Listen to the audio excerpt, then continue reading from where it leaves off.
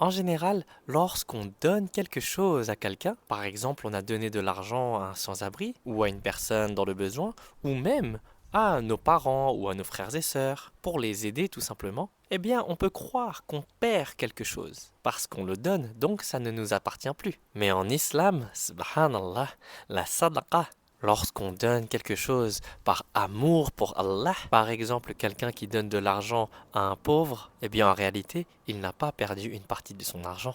En vérité, ce qui se passe, si cette action a été faite sincèrement pour Allah, eh bien la personne qui a donné, qui a fait sadaqa, est en train de placer son argent dans son akhira.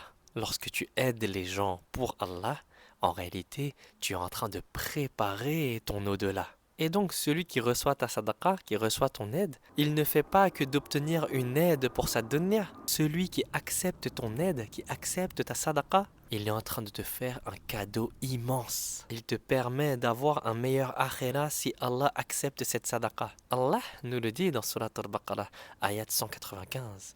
Allah aime ceux qui dépensent dans son sentier. Et donc c'est magnifique, c'est une autre manière de voir les choses. Dans la dunya, on aide les autres, mais peut-être que c'est cette action, cette aide qui va te donner des hasanats pour ton akhira. Donc lorsque tu donnes à quelqu'un, lorsque tu aides et que tu le fais sincèrement pour Allah, eh bien rappelle-toi de te dire Alhamdulillah, Allah m'a permis de donner.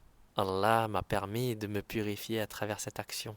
On aide et on donne quelque chose de temporaire dans cette dunya, ce qui nous permet de semer une récompense éternelle dans l'akhira.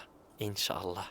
L'islam, au final, c'est également une école de gratitude et d'humilité. On apprend qu'on n'est pas au-dessus de qui que ce soit juste parce qu'on donne. On est en train de coopérer ensemble pour l'au-delà. La personne qui est dans le besoin et la personne qui peut aider celle qui est dans le besoin, tous les deux gagnent auprès d'Allah si leurs intentions sont sincères envers Allah. Lorsque tu fais une sadaqa, lorsque tu donnes pour aider les autres, c'est Allah Azawajal qui, dans sa miséricorde, te donne l'opportunité de te purifier, de purifier ton argent, de purifier ton cœur et de te faire recevoir des hasanats. C'est Allah Azawajal qui te donne cette magnifique opportunité de t'élever auprès de lui. Et n'oubliez pas, lorsque vous donnez en sadaqa pour Allah, souvenez-vous que le messager d'Allah sallallahu alayhi wa sallam a dit la charité n'a jamais diminué une richesse. Vous savez pourquoi?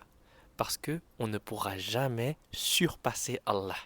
Par exemple, vous êtes généreux envers quelqu'un, Allah va être encore plus généreux envers vous. Alors à chaque fois que vous donnez quelque chose pour Allah, Allah va vous récompenser encore plus. Allah Azawajal nous dit dans le Coran, Surah 34, ayat 39, ce que vous dépensez comme bien, il vous le remplacera.